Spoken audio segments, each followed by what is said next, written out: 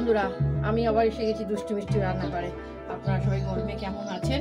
ভগবানকে বলি আপনারা সবাই ভালো থাকুন। আসুন, এখানে চাল মগজ আর কাঁচা বাদাম ভিজিয়ে রেখেছি, ছানা, কাসুরি মেথি, কাঁচা বাদাম। হ্যাঁ, সবসময় তো ঘরে ভালো জিনিস থাকে না, কাঁচা বাদাম ছিল।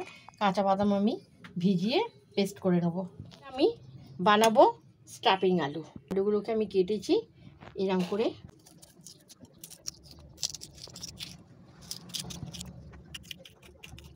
এরকম করে আলুগুলোকে ভেতর থেকে সব, যেমন পটলের দোরমা করে এইরকম আলু ভেতর থেকে সব বার করে নিতে হবে। ঠিক যেন এইরকম আপনাদেরকে আমি দেখানোর জন্য এরকম করে আলুটা ভেতর থেকে এরকমভাবে খোল করে নিতে হবে। আর একটা দেখাচ্ছি, দেখুন এরকম ভালো করে মাথাটা কেটে নিতে হবে। আমি চামচের সাহায্যে করছি, আপনারা চাইলে আলু ছোলাতেও করতে পারেন।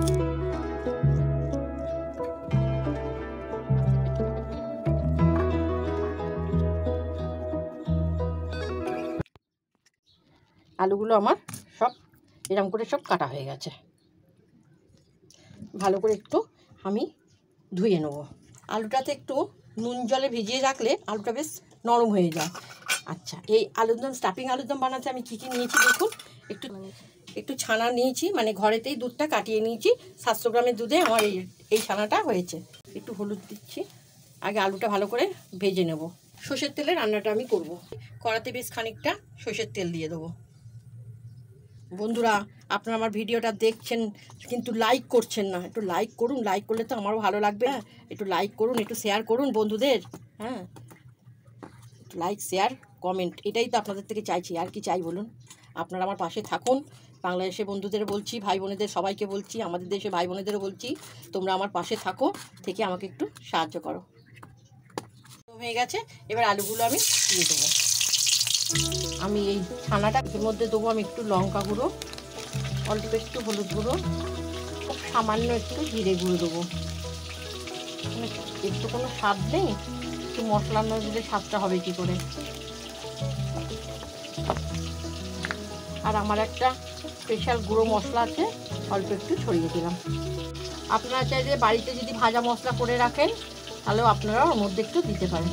অল্প করে নুন দিচ্ছি, স্বাদ মতো মিষ্টি দিচ্ছি। আমাটাকে ভালো করে মেখে নিচ্ছি। আপনার চাইলে পনিরও গ্রেট করে দিতে পারেন।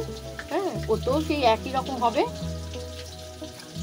কিন্তু আমার মেয়ে, নাতনি, এরা সব কেউ ছানা খেতে চায় না, মানে পনির খেতে চায় না।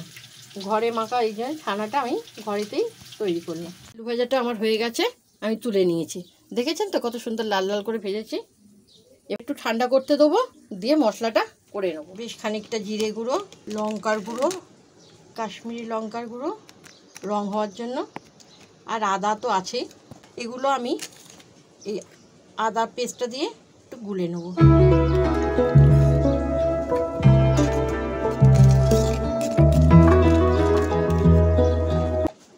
একটু তেল দিচ্ছি।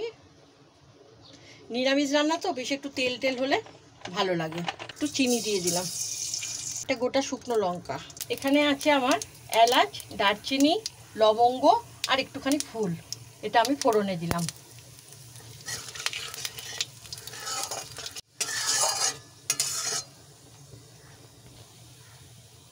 এই যে বাদাম আর চালমগজ বাটাটা আমি এই গরম তেলেই দিয়ে দেবো।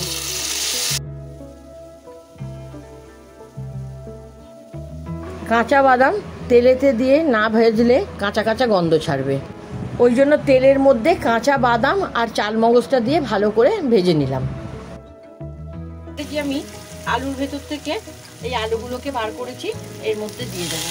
নষ্ট করবো কেন, তাই জন্য আমি এর মধ্যে দিয়ে দিলাম। একটু ভালো করে ভাজা ভাজা হয়ে যাবে, একটু ভেজে ভেজে দিলাম। একটু ভাজা ভাজা হয়ে গেল। আর এখন যা দিন পড়েছে কোনো কিছুই নষ্ট করার মতো কিছু নেই ভাই। হ্যাঁ, আলুটা ভাজা হয়ে গেছে, বাদামের থেকে তেলও ছেড়ে দিয়েছে। এবার আমি এই মশলাটা দিয়ে দেবো।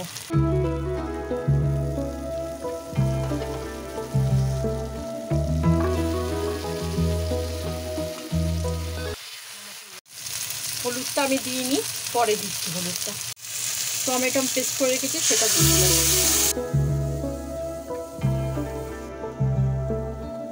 স্বাদ মতো নুন দিয়ে দিলাম। একটু দেখে নেবেন, লাগলে পরে আবার দেবেন। হ্যাঁ, আগে থেকে বেশি করে নুন দিলে আর টেনে খাওয়া যাবে না।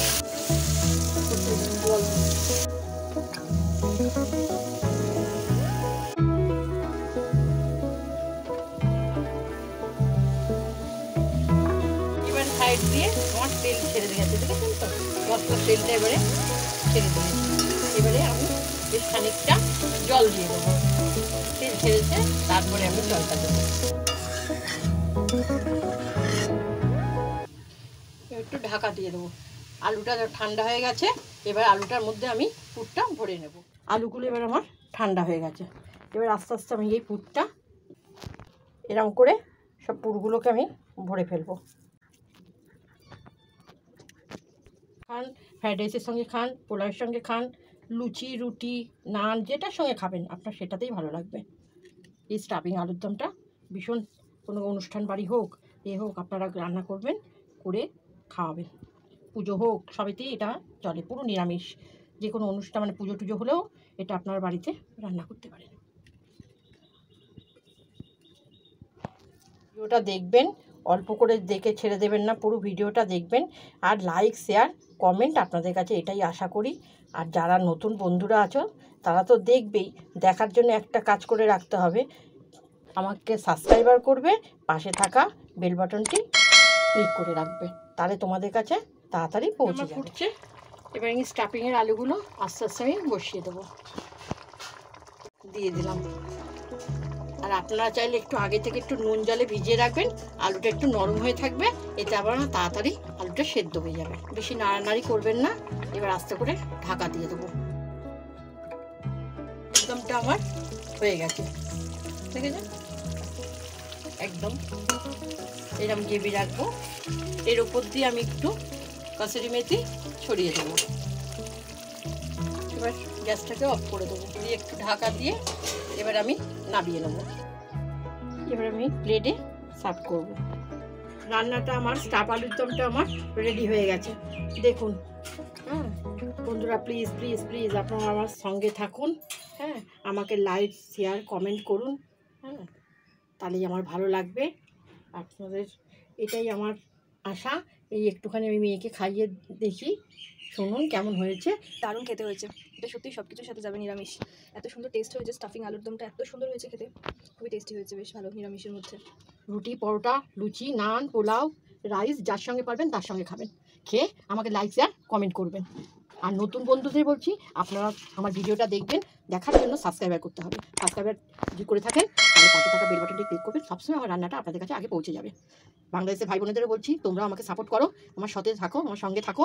হ্যাঁ, একটু লাইক, শেয়ার, কমেন্ট করো দিদিকে। নমস্কার।